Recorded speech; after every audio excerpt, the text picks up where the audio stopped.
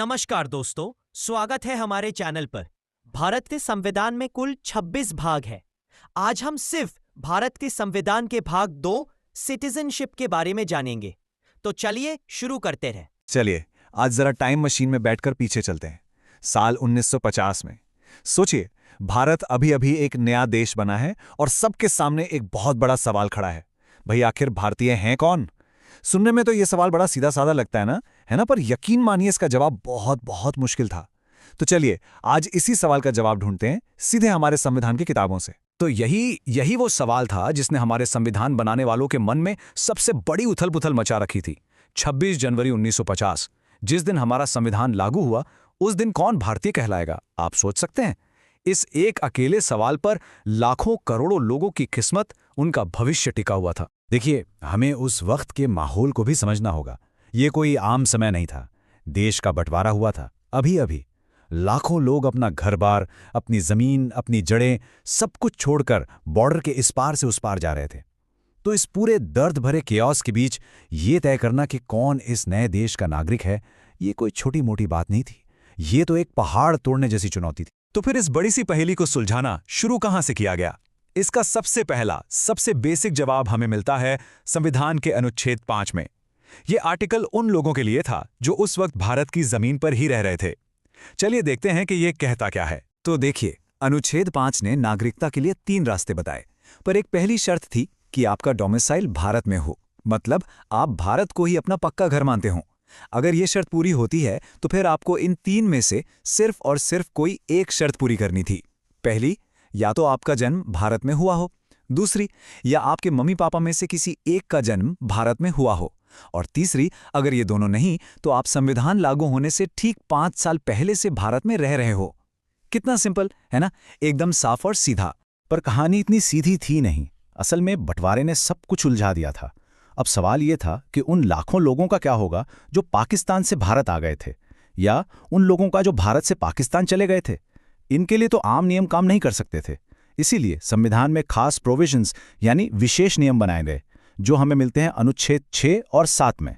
और यहां ना चीजें थोड़ी इंटरेस्टिंग हो जाती हैं। देखिए, एक तरफ था अनुच्छेद 6, ये उन लोगों के लिए था जो पाकिस्तान से भारत आए। उनके लिए कहा गया कि अगर वो भारतीय मूल के हैं तो कुछ शर्तें पूरी करने पर उन्हें नागरिकता मिल जाएगी।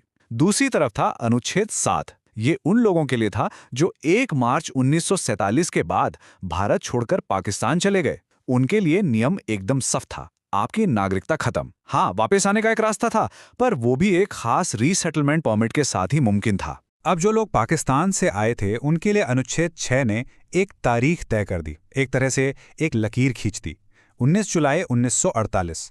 जो लोग इस तारीख से पहले भारत आ गए उनके लिए मामला आसान था। बस ये साबित कर दो कि आप यहीं के आम निवासी हो और आप नागरिक बन गए। लेकिन जो लोग इस तारीख को या इसके बाद आए उनके लिए रास्ता थोड़ा लंबा था। उन्हें पहले कम से कम 6 महीने भारत में रहना था और फिर बाकायदा रजिस्ट्रेशन करवाकर नागरिकता के लिए अप्लाई करना पड़ता था। अच्छा, तो हमने उन लोगों की बात कर ली जो भारत में थे, और उनकी भी जो बंटवारे की वजह से यहाँ आए या यहाँ से गए। पर उन भारतीयों का क्या जो उस वक्त देश के बाहर किसी दूसरे मुल्क में रह रहे थे? और एक और बड़ा सवाल, क्या कोई इंसान एक ही वक्त पर भारत और किसी दूसरे देश दोनों का नागरिक हो सकता था?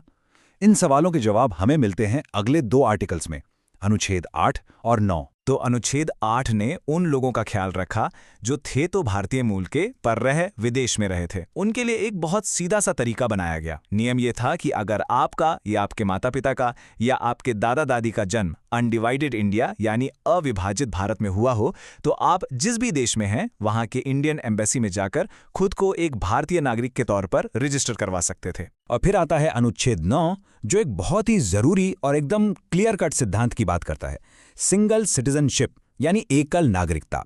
इसका मतलब बिल्कुल साफ था, कोई कंफ्यूजन नहीं। अगर आपने अपनी मर्जी से किसी दूसरे देश की नागरिकता ले ली तो बस उसी पल आपकी भारतीय नागरिकता खत्म। भारत ने शुरू से ही यह तय कर लिया था कि यहां दोहरी नागरिकता का कोई कॉन्सेप्ट नहीं होगा। देखिए, हमारे संविधान बनाने वाले कितने दूर की सोचते थे। वो ये बात अच्छी तरह जानते थे कि ये जो नियम वो आज बना रहे हैं ये हमेशा के लिए काफी नहीं होंगे। वक्त बदलेगा, हालात बदलेंगे और नागरिकता को लेकर नए नए सवाल भी जरूर उठेंगे। इसीलिए उन्होंने भविष्य के लिए भी एक दरवाजा खुला रखा। और यहीं पर आता है अनुच्छेद 11, जो शायद सबसे जरूरी आर्टिकल्स में से एक है। इसने नागरिकता से जुड़े हर मामले पर कानून बनाने की पूरी पावर भारत की संसद को दे दी। मतलब संविधान ने जो नियम बनाए वो तो सिर्फ एक बुनियाद थी, एक फाउंडेशन। अब इस बुनियाद पर आगे कैसी इमारत बनेगी ये तय करने का हक हमारी संसद को दिया गया। ये कोई पत्थर की लकीर नहीं थी, बल्कि एक फ्लेक्सिबल रास्ता था। और ये सारी बातें हमें आज एक बहुत बड़े सवाल पर लाकर खड़ा कर देती हैं। संविधान के ये शुरुआती नियम जो एक बहुत ही खास और मुश्किल दौर में बनाए गए थे, वो आज के ज़माने में कितने प्रासंगिक हैं, कितने मायने रखते हैं। ये एक ऐसा सवाल है जो हमें न सिर्फ अपनी जड़ों को समझने में मदद करता है, बल्कि ये सोचने पर भी मजबूर करता है कि नागरिकता का भविष्य कैसा होना चाहिए।